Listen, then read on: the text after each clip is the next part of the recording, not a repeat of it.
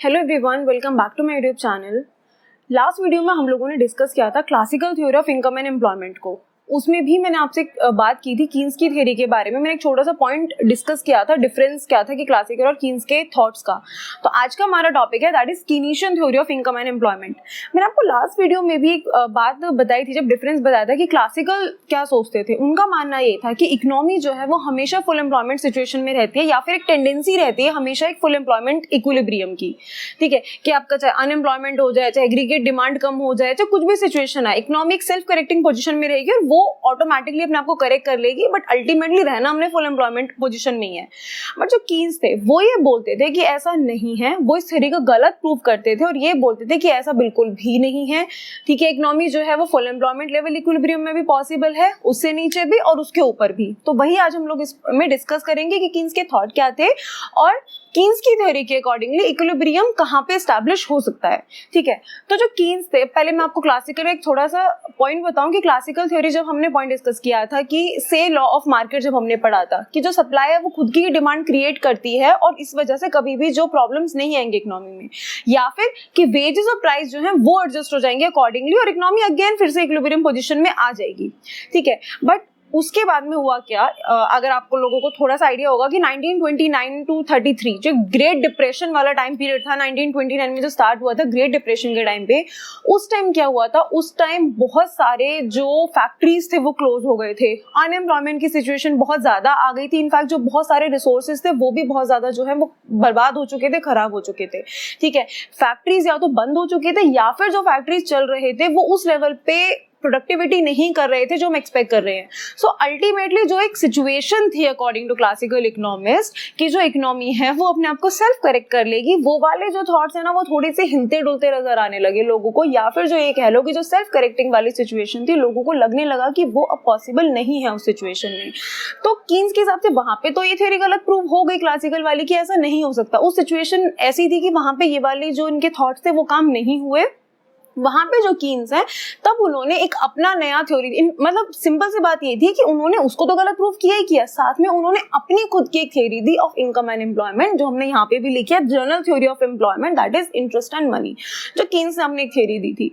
और बहुत सारे जो मॉडर्न इकोनॉमिस्ट थे वो इस थ्योरी पे बिलीव कर रहे थे, वो उनको ये लग रहा था कि हाँ ये बहुत सही भी है। ठीक है, अब जो कीन्स है वो इतने सारे चेंज लेके आए थे इकोनॉमिक्स के अंदर कि जो इकोनॉमिस्ट थे वो इनकी थ्योरी को न्यू इकोनॉमिक्स भी बोलने लगे। इनफैक्ट जो ये जो कीन्स ने अपनी थ्योरी स्टार्ट की थी, कीन्स जो चेंज लेके आए थे, जो उन्होंने अपने थॉट्स दिए थे, जो इकोनॉमी को उन्होंने एक्सप्लेन किया था, तो बहुत सारे मॉडर्न इकोनॉमिस्ट थे वो इसको कीनीशियन रेवोल्यूशन के नाम से भी जो है वो आप कह लो कि उस टाइम पीरियड को वो कीनीशियन रेवोल्यूशन के नाम से भी वो बोलते थे आपके।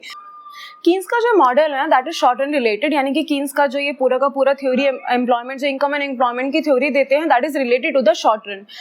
कीन्स ये बिलीव करते थे कि the amount of capital, technology, size of population, labour force या एफिशिएंसी ऑफ लेबर, ये आप चेंज नहीं कर सकते, that can not be change so easily. ये शॉर्ट रन से वो रिलेट करते थे और सिंपल एक बात बोलते थे कि जो एम्प्लॉयमेंट है that is completely related to the national income.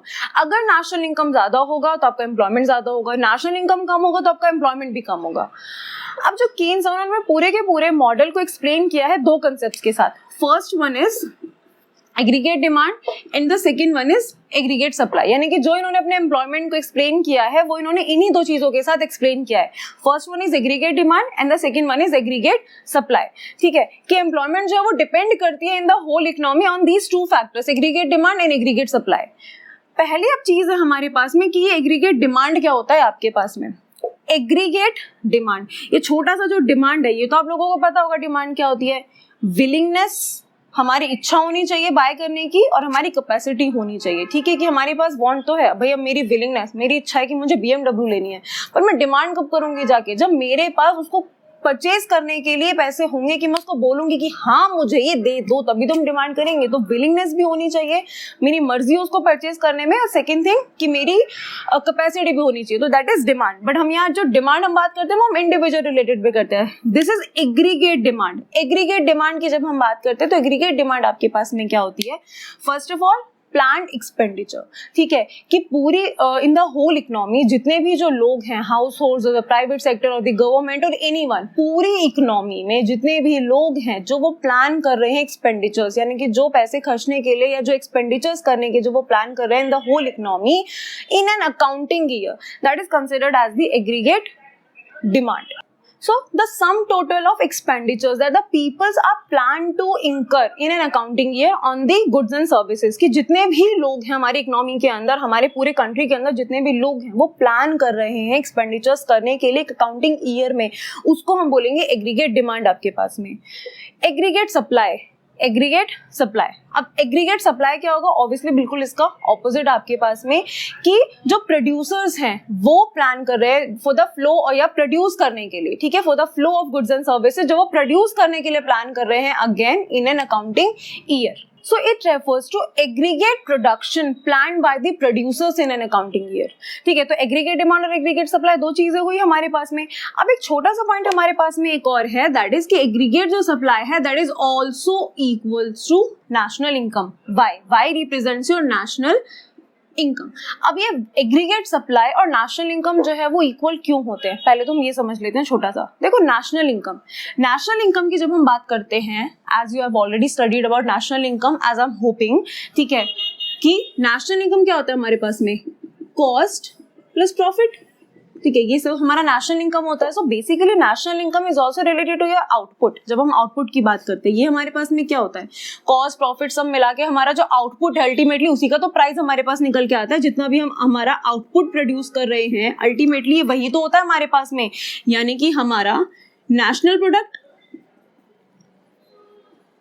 यही तो है हमारे पास में. कॉस्ट प्लस प्रॉफिट, बेसिकली जो हमारा अल्टीमेटली आउटपुट जो प्रोडक्ट रेडी हो रहा है वही तो हमारा ये चीज हुई आउटपुट, नेशनल प्रोडक्ट. और आउटपुट ही हमारे पास में है जो हमने यहाँ पे बात की थी कि एग्रीगेट प्रोडक्ट जो हम बना रहे, प्रोडक्शन जो हम कर रहे हैं, अल्टीमेटली जो प्रोडक्शन कर रहे हैं वो हमारा आउटपुट ही तो जनरेट हो रहा है. So in economics according to these terms जो एग्रीगेट सप्लाई है वो आपका नेशनल इनकम के इक्वल हुआ, पहली चीज. ठीक है, अब हम आगे बढ़ते हैं.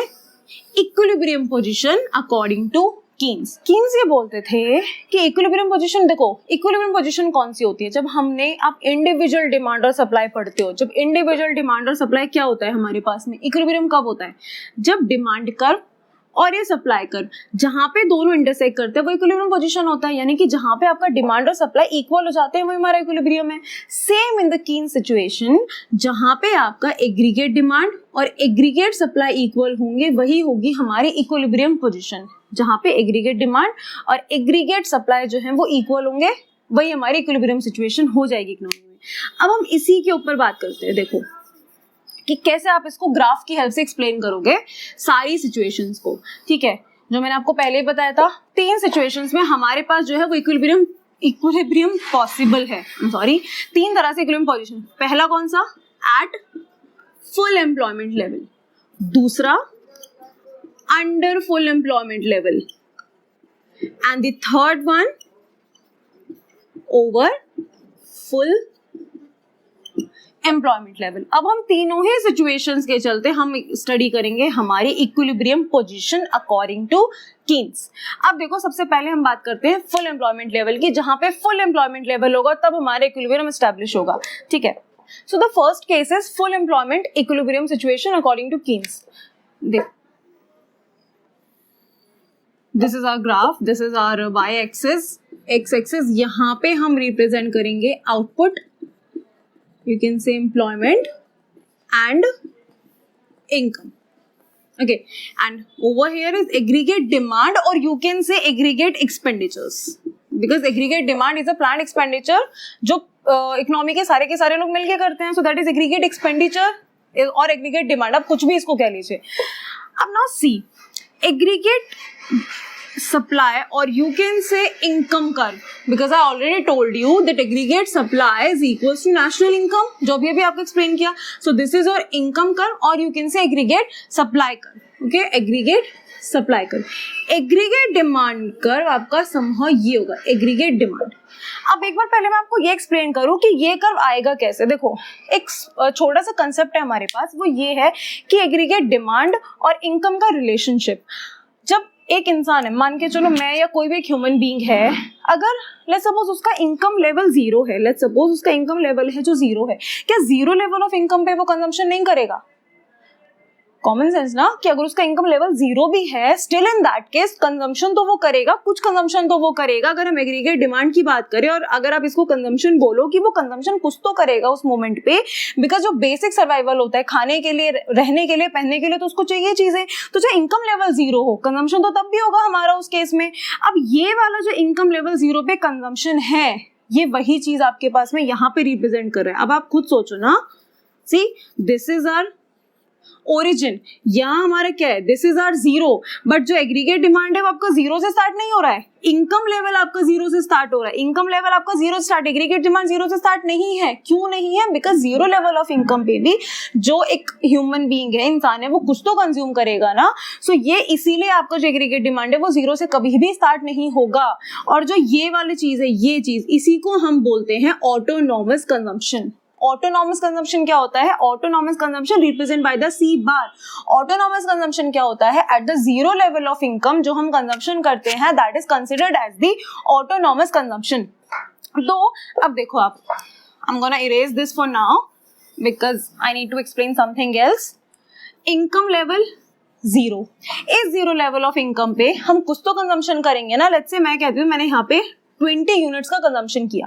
अब ये जो 20 यूनिट्स का कंजम्पशन है, that is our autonomous consumption. अब ये जो 20 यूनिट्स आए हैं, जो मैंने कंज्यूम किए हैं 20 यूनिट्स, वो 20 यूनिट्स आए कहाँ से है मेरे पास में? वो मेरे पास कहाँ से आएंगे? मेरी सेविंग में से। मैंने अगर कुछ भी सेव किया हुआ है मेरे पास में, तो जो ये मेरी 20 यूनिट्स आएंगे वो मेरी सेविंग में से यूज होंगे। तो अब ये सेविंग जो है, जितना मैंने यहाँ पे 20 लिया है, उतना ही मेरा जो सेविंग है वो नेगेटिव में हो चुकी है। अब ये जो पॉइंट है, ये हमारे पास में क्या है? That is dissaving. भाई अगर मैं अपनी सेविंग को यूटिलाइज कर रही हूँ फॉर माई कंजम्पशन, तो दैट मीन्स ये मेरी क्या है? ये मेरी डिस सेविंग है। तो जो ये वाला पोर्शन हुआ, क्यों? बिकॉज इनकम लेवल जीरो है, कंजम्पशन मैं कर रही हूँ यहाँ पे जीरो लेवल ऑफ इनकम पे, ये मेरा कंजम्पशन चल ही रहा है ना। मेरा यहाँ पे जीरो लेवल ऑफ इनकम पे कंजम्पशन है, ये कह लो कि इनकम से ज्यादा मैं कंजम्पशन कर रही हूँ। तो जब भी मेरा इनकम, अब आप मान के चलो इनकम हो गई मेरे पास लेट्स से 20, कंजम्पशन मेरा हुआ 40, स्टिल मेरे पास में जो -20 है वो कहाँ से जाएगा? वो मेरा स्टिल मेरी डिस सेविंग। तो जब तक आपका इनकम लेवल आपके कंजम्पशन से ज्यादा होगा, तो आप अमाउंट कहाँ से निकाल रहे हो? आप अपनी सेविंग में से उस अमाउंट को यूटिलाइज कर रहे हो, और तब तक वो आपके पास में क्या, ये पोर्शन आपका क्या रिप्रेजेंट करेगा? तब तक ये आपका रिप्रेजेंट करेगा, यानी यहाँ लिखते हैं, ये आपका रिप्रेजेंट करेगा डिस सेविंग को। डिस सेविंग समझे कि क्या होगा आपके पास में, और इसको हम क्या बोलते हैं? ऑटोनॉमस कंजम्पशन आपके पास। ठीक है, अब there is a human tendency कि जैसे जैसे आपका इनकम लेवल इंक्रीज होता रहेगा, आपका जो कंजम्पशन है, आपकी जो डिमांड है, वो भी इंक्रीज होती रहेगी, but up to a certain limit. After a certain limit एक ह्यूमन, अब ऐसा नहीं है ना किसी की इनकम महीने की 1 लाख हो जाती है तो वो 1.5 लाख खर्च कर रहा है, नहीं। आफ्टर अ सर्टेन लिमिट, जब तक उसकी बेसिक रिक्वायरमेंट जो है वो एफिशिएंटली या फिर आपके लिए बहुत इजीली स्मूथली पूरे नहीं हो जाते हैं, उसके बाद वो थोड़ा सेव करना भी स्टार्ट करेगा। That is human tendency. एक टाइम आएगा, ठीक है, कि जितना भी इनकम आ रहा है वो कंज्यूम कर रहा है, but after a certain limit वो इनकम का कुछ पोर्शन कंज्यूम करेगा, देन इनकम का कुछ पोर्शन वो सेव करेगा। ठीक है, तो वो एक ह्यूमन टेंडेंसी है कि जैसे जैसे इनकम इंक्रीज होगी, आपका एग्रीगेट डिमांड भी इंक्रीज होगा, but up to a certain limit. एक लिमिट के बाद में उसका इनकम लेवल ज्यादा होगा, देन वो कुछ पोर्शन सेव करेगा, कुछ पोर्शन वो कंज्यूम करेगा। ठीक है, तो अब डिस सेविंग पे हम गए, आपका इनकम लेवल इंक्रीज हो रहा है, आपका एग्रीगेट डिमांड भी समहाउ इंक्रीज हो रहा है, बट आपका वो डेफिनेटली वो इस पीक से नहीं जाएगा जिस रेट से आपका इनकम लेवल जा रहा है, वो उस रेट से आपका एग्रीगेट डिमांड कभी भी नहीं होगा। जो उसकी नेसेसिटीज है उसके पूरे होने के बाद डेफिनेटली वो सेव करेगा। ये वो पॉइंट है, that is aggregate demand and aggregate supply, जहां पे इक्वल है। इक्वल होने के बाद इस पॉइंट के बाद में आपका एग्रीगेट डिमांड यहाँ है, एग्रीगेट सप्लाई और से इनकम आपका यहाँ है। ये क्या है आपका? This is your savings. ठीक है, जो ये आपके हैं दैट इज योर सेविंग्स। क्यों? आपकी इनकम ज्यादा है, आपका डिमांड लिमिट है, तो डिमांड के और इनकम का जो भी डिफरेंस होगा वो क्या होगा? वो आपकी सेविंग्स है। और ये पॉइंट हमारे पास में क्या रिप्रेजेंट कर रहा है? This points represent are equilibrium point. Equilibrium कहाँ? जहां एडी और एएस दोनों इक्वल हो जाते हैं, दोनों एडी एंड एएस, इस पॉइंट पे दोनों इक्वल है। और अभी हम ये बात कर रहे हैं फुल एम्प्लॉयमेंट इक्विलिब्रियम की, यानी कि हम ये अज्यूम करें this is a full employment. Full employment simply means कि जितने भी जो लोग हैं, फुल एम्प्लॉयमेंट क्या सोचते हो कि अगर एक कंट्री के अंदर 100 लोग हैं तो क्या 100 के 100 एम्प्लॉयड हैं? नहीं, फुल एम्प्लॉयमेंट वो नहीं। फुल एम्प्लॉयमेंट सिंपली मींस जितने लोग काम करना चाहते हैं और जितने लोग विलिंग है और अवेलेबल वेज रेट पे काम करना चाहते हैं, अगर उन सबको जॉब मिल जाए, that is your full employment. Okay, कि जितने भी लोग अवेलेबल काम करना चाहते हैं अवेलेबल वेज रेट पे, उसे हम बोलेंगे फुल एम्प्लॉयमेंट आपके पास में। तो ये वही सिचुएशन है। इसका मतलब ये जो पॉइंट है ये हमारा मैक्सिमम है। ये मैंने पूरा का पूरा हमारे पास एम्प्लॉयमेंट है, कंप्लीट हमारी एम्प्लॉयमेंट है। यहाँ पे कंप्लीट एम्प्लॉयमेंट का मतलब क्या, हम अच्छे से आउटपुट प्रोड्यूस कर रहे हैं, जितनी हमारी डिमांड है उसको हम पूरा कर रहे हैं। So this is a full employment equilibrium. Next हमारे पास में आता है दैट इज और अंडर फुल एम्प्लॉयमेंट इक्विलिब्रियम। अब अंडर फुल एम्प्लॉयमेंट इक्विलिब्रियम की सिचुएशन कौन सी होगी आपके पास में? आई ट्राई टू एक्सप्लेन, जल्दी जल्दी।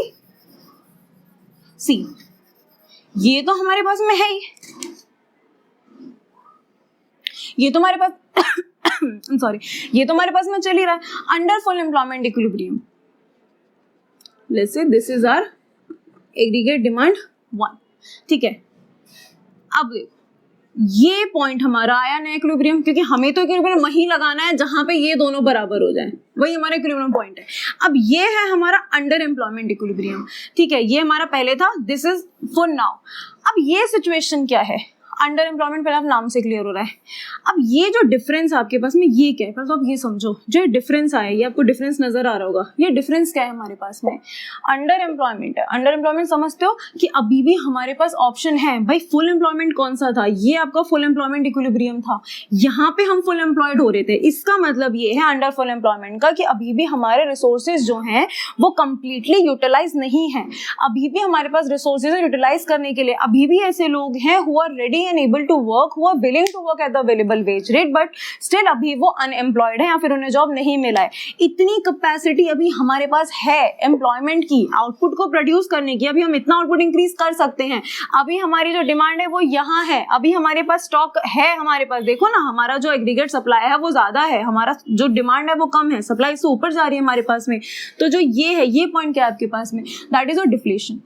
सीधी है, अगर स्टॉक हमारे पास ज्यादा है, हमारे पास सप्लाई ज्यादा है, हमारे पास डिमांड कम है, तो क्या होगा? डिफ्लेशन की सिचुएशन होगी। डिफ्लेशन क्यों होगा? क्योंकि एक्स्ट्रा स्टॉक पड़ा है अभी हमारे पास में।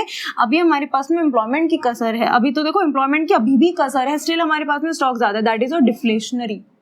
एम्प्लॉयमेंट कम होती है जब प्रोड्यूसर को जरूरत नहीं है लेबर की। अगर कोई प्रोड्यूसर है, उसके पास ऑलरेडी डिमांड नहीं आ रही है, अगर उसके पास में डिमांड ही नहीं आ रही है, तो वो एक्स्ट्रा लेबर को एम्प्लॉय क्यों करेगा? उस मोमेंट पे क्या होता है? उस मोमेंट पे लेबर्स को निकाला जाता है, क्योंकि उनके पास ऑलरेडी एक्स्ट्रा स्टॉक है। वो लेबर्स को क्यों एम्प्लॉय करेंगे हमारे पास में? वो लेबर्स को नहीं लगाने वाले हैं। तो इस मोमेंट पे आएगा आपके पास में डिफ्लेशन। और जब लेबर एम्प्लॉय नहीं है तो उनका इनकम लेवल कम है। इनकम लेवल कम है, कहते हैं ना, this is a cycle somehow, ठीक है, कि उनके पास ऑलरेडी डिमांड कम है। डिमांड कम होने की वजह से क्या हो रहा है? डिमांड कम होने की वजह से स्टॉक जो उनके पास पेंडिंग है, डिफ्लेशन हो रहा है, और यहाँ पे आपके पास में एम्प्लॉयमेंट भी डाउन जा रही है। अब अगर इस सिचुएशन को करेक्ट करना है तो करेक्ट कैसे होगा भाई?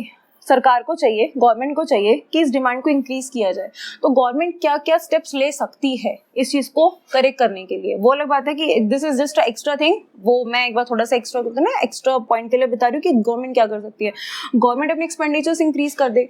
एक्सपेंडिचर समझ तो लोगों के लिए, चाहे गवर्नमेंट जो लोगों के ऊपर खर्चा करती है वो इंक्रीज कर दे। गवर्नमेंट लोगों के ऊपर एक्सपेंडिचर्स करेगी तो लोगों की डिमांड इंक्रीज होगी।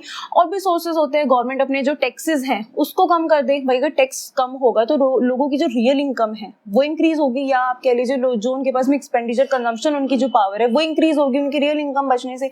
देन वो डिमांड को इंक्रीज करेंगे, क्योंकि अल्टीमेटली हमको तो एक सिचुएशन चाहिए कि हम फुल एम्प्लॉयमेंट पे जाएं। बट हाँ, जो कीन्स हैं वो ये बोलते हैं कि ये सिचुएशन भी पॉसिबल है इकोनॉमी में, कि रिसोर्सेज फुल्ली यूटिलाइज ना हो। रिसोर्सेज देखो अभी भी फुल्ली यूटिलाइज नहीं है, अभी भी हमारे पास एम्प्लॉयमेंट जो है वो बाकी है, उसकी कसर है अभी हमारे पास में। अभी हम आउटपुट को इंक्रीज कर सकते हैं, बट स्टिल हम लोगों ने देखो एक इक्विलिब्रियम पॉइंट जो है वो हमें मिल गया इकोनॉमी के अंदर। तो इक्विलिब्रियम तो हमें यहाँ पे भी मिल गया। अब एक लास्ट आपके पास में आता है, that is over full employment equilibrium. उसको भी हम इसी में एक्सप्लेन कर देते हैं। We are very very talented, हम उसको भी यहीं पे एक्सप्लेन कर देंगे, ठीक है। काम वही है जो अभी तक था, इनकम एग्रीगेट डिमांड, ठीक है। Income aggregate demand. अब ये थोड़ा सा ऊपर जाते हैं, यहाँ एग्रीगेट डिमांड 1, टेढ़ा मेढ़ा सॉरी एडजस्ट हो जाएगा। ये एग्रीगेट डिमांड है हमारे पास में ओवरफुल एम्प्लॉयमेंट। इक्विलिब्रियम कहाँ आया, यहाँ, ये आ गया इक्विलिब्रियम। अब आप खुद सोचो, अभी तक हम कहाँ थे, अभी तक हम यहाँ थे। ये पॉइंट क्या रिप्रेजेंट कर रहा था, अभी बताया था 5 मिनट पहले, ये वाला पॉइंट क्या रिप्रेजेंट कर रहा था, ये पॉइंट ये रिप्रेजेंट कर रहा था कि हम ऑलरेडी फुल एम्प्लॉयमेंट पोजीशन पे हैं। ठीक है, फुल एम्प्लॉयमेंट समझते हो कि जितने लोग भी काम करना चाहते हैं, अवेलेबल वेज रेट पे, विलिंग है, उनकी इच्छा है, उनकी मन है उनका, उन लोगों को काम मिल रहा है, हमारा आउटपुट टोटली प्रोड्यूस हो रहा है। अब एक बात बताओ, हमारे पास 20 ही लोग हैं काम करने के लिए, वो 20 के 20 लगे हुए हैं यहाँ, तो आप ये वाली पोजीशन को अटेन कैसे करोगे, कहाँ से तो लोग लाओगे, कहाँ से तो आउटपुट इंक्रीज होगा। ये पोजीशन अगर हम बात करें practically, so this is not possible. हम यहाँ फुल एम्प्लॉयमेंट पे हैं, फुल एम्प्लॉयमेंट मतलब इसके बाद हमारे पास ये वाली चीज करने के लिए ऑप्शन ही कहाँ है, हम आउटपुट कैसे बढ़ाएं, बिकॉज एम्प्लॉयमेंट का है इसके लिए, लोग का है हमारे पास काम करने के लिए। तो अगर प्रैक्टिकली हम देखें तो ये सिचुएशन जो है वो पॉसिबल ही नहीं है। क्यों, क्योंकि हम ऑलरेडी यहाँ पे फुल एम्प्लॉयमेंट पोजीशन पे थे। ठीक है, सो हाइपोथेटिकली तो ठीक है बना दे कि ओवर फुल एम्प्लॉयमेंट पे देखो हमें इक्विलिब्रियम मिल रहा है, बट सिचुएशन एक्चुअली में होगी क्या, वो होगी ये कि जो ये वाला डिफरेंस आएगा वो आपका क्या क्रिएट करेगा, दैट इज इन्फ्लेशन। वो आपका क्या क्रिएट करेगा, इन्फ्लेशन क्रिएट करेगा। क्योंकि इन्फ्लेशन कब क्रिएट होता है, जब लोगों की डिमांड ज्यादा हो जाती है, जब लोगों के हाथ में पैसा ज्यादा हो जाता है। ठीक है, इन्फ्लेशन कब होता है, जब लोगों की परचेजिंग पावर इंक्रीज हो जाती है। ठीक है, क्योंकि वो डिमांड ज्यादा करेंगे, सप्लाई की शॉर्टेज है, तो अब उनको कैसे तो काम चलाना ही है, तो क्या होगा, आपका इन्फ्लेशन होगा। कोविड में यही हुआ था ना, कोविड में क्या हुआ था, जो 25-30 का डेटॉल का सैनिटाइजर आता था वो 80-90 रुपीज में जा रहा था। क्यों, बिकॉज डिमांड बहुत ज्यादा थी। ठीक है, सप्लाई की शॉर्टेज थी, प्राइस हाई। इकोनॉमी का कंसेप्ट वही, डिमांड सप्लाई वाला रूल वही, प्राइस फ्लक्चुएशंस होते हैं हमारे पास में। तो ये आपका होता है दैट इज इन्फ्लेशन, इसी को हम इन्फ्लेशनरी गैप बोलते हैं। और इससे पिछला वाला कौन सा था, दैट वाज, जो मैं यही बना देती हूँ एक बारी, ये था हमारे पास में, इसको फिलहाल ये हमारे पास AD2 में गेस कर लेती हूँ इसको। तो ये हमारे पास में क्या था, ये हमारे पास में था deflationary gap, this is our inflationary gap. तो ये 3 सिचुएशंस थी अकॉर्डिंग टू कीन्स। ठीक है, तो और एक छोटी सी चीज और जो कीन्स बोलते थे शॉर्ट रन के अंदर, जो क्लासिकल वाले बोलते थे, क्लासिकल इकोनॉमिक्स क्या बोलते थे कि प्राइस और वेजेस जो है वो ऐसे ऐसे एडजस्ट हो जाएंगे बराबर से, अगर कोई भी नेगेटिव सिचुएशन आती है इकोनॉमी को एम्प्लॉयमेंट लेवल पे फुल एम्प्लॉयमेंट इक्विलिब्रियम एस्टैब्लिश होने के लिए। बट कीन्स बोलते थे ऐसा नहीं होता कि प्राइसेस और जो वेजेस हैं वो इतना फ्रीक्वेंटली एडजस्ट नहीं होते हैं। तो वही वो बोलते थे सारी चीजें कांस्टेंट है, कुछ नहीं बदलने वाला इजीली। शॉर्ट रन की उनकी थ्योरी थी जिसपे हमने अभी बात की थी, कीनीशियन रेवोल्यूशन जो वो लेके आए थे। आई होप कि आपको कीन्स का पूरा कंसेप्ट जो है वो समझ में आया होगा। अगर आया होगा तो प्लीज लाइक कर देना, शेयर कर देना, सब्सक्राइब कर देना। Bye bye.